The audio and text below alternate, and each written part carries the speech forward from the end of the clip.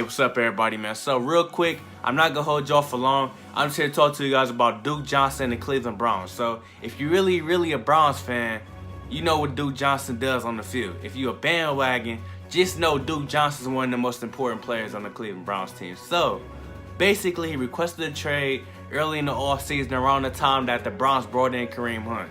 Obvious reasons why he requested that trade.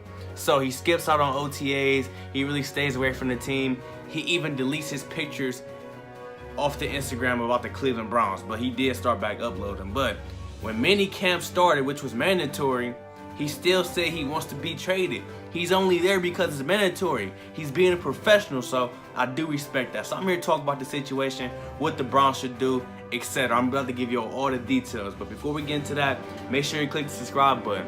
Right now I'm at 163 subscribers. I need to get to 200 before August 1st. So if you're feeling the video and you fucking with the channel, click the button, man. So enough talking, let's get into the video. So Duke Johnson was drafted by the Cleveland Browns in the 3rd round of the 2015 draft out of the University of Miami. The reason why the Cleveland Browns drafted Duke Johnson is because we needed an all-purpose back. Since Duke Johnson was the all-time leader in all-purpose yards down at the University of Miami, it only made sense to pick him up. Terrence West and Isaiah Crowell the season before, they both had 600 plus rushing yards and some touchdowns. That's fine, but when it came to the passing game, they were terrible. They both failed to even reach 100 receiving yards out the backfield. They actually combined for 131 receiving yards and 1 touchdown. So, 2015, like I said, they drafted Duke Johnson. Long story short, Terrence West ended up getting cut. Now Duke Johnson is officially Isaiah Crowell's backup. So, for 3 seasons from 2015 to 2017, Duke Johnson played that backup role. He came out there and averaged 580 receiving yards and 3 touchdowns a season to go along with the 300 plus rushing yards and a few touchdowns. Duke Johnson improved the receiving yards out the backfield almost by 5 times of what 2 running backs did in a season before he was drafted. That was outstanding. That was dominance, bro. And I want you guys to focus on 2017. 2017 was his breakout season. This was when we was 0-17. We had no help, no consistency, nobody to turn to. Duke Johnson was our only playmaker. Duke Johnson arguably could have started over Isaiah Crowell because Isaiah Crowell, he still wasn't effective in the passing game. And as far as running the ball, he had 206 rushing attempts and failed to hit 1,000 rushing yards.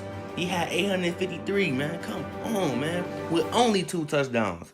So Duke Johnson could have easily started, but, you know, the coaching staff at the time didn't do nothing right. So 2018 is when things started to change. I know you guys see his rushing yards went down and his receiving yards went down. But on top of that, the attempts went down. He went from getting 62 receptions a season to only getting 47 in 2018.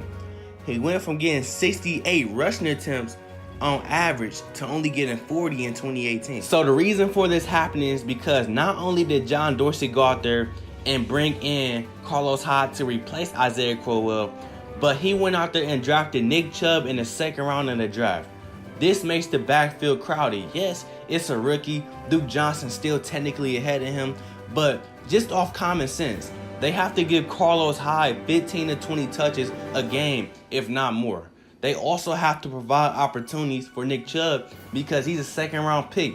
They have to see what he has in the tank. So Duke Johnson just lost opportunity naturally. Yes, he was still kind of the 2nd string back, but luckily for Duke Johnson, they traded away Carlos Hyde after week 6. So this provided opportunities for Nick Chubb to reach his full potential because he was showing great potential and flashes, just getting limited touches. And Duke Johnson, he went back to being the official 2nd string back. So 2019, not only does John Dorsey make the backfield crowded again, but he brings in Kareem Hunt, somebody that was dominating in Kansas City. Yes, this is someone that John Dorsey drafted, but yo, why would you bring him into the situation? Now, I understand that Kareem Hunt is suspended for 8 games, but when he comes back, what they gonna do to Duke Johnson? Duke Johnson is gonna officially be a 3rd string running back, whether you like it or not, because Kareem Hunt and Nick Chubb are just those type of guys. And actually, Kareem Hunt can do what Duke Johnson can do as well. So it's like, wow, like he really just did this to Duke Johnson. So of course Duke Johnson saw this. he went out there and requested a trade.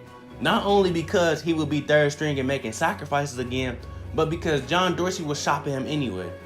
Duke Johnson has showed that he is big on loyalty. They broke the loyalty trust, or whatever you want to call it, the loyalty bond. They broke that. Duke Johnson been here since we was trash. I'm talking about trash. He didn't play with every trash quarterback we had, every rookie quarterback we had, and Duke Johnson was here when we was 0-16, giving his all. Just because John Dorsey comes in doesn't mean you have to find ways to replace Duke Johnson. Like, Duke Johnson is good. So I don't like how they doing Duke Johnson. He deserved to request a trade. And I feel like the Cleveland Browns need to go out there and trade him because, think about it, the man don't want to be here.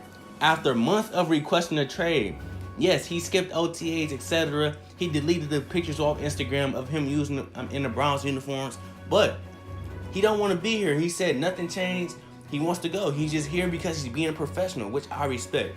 So get him out of here, make him happy, make the Cleveland Browns have very, very positive vibes, and that's how I feel. So let me know what y'all think.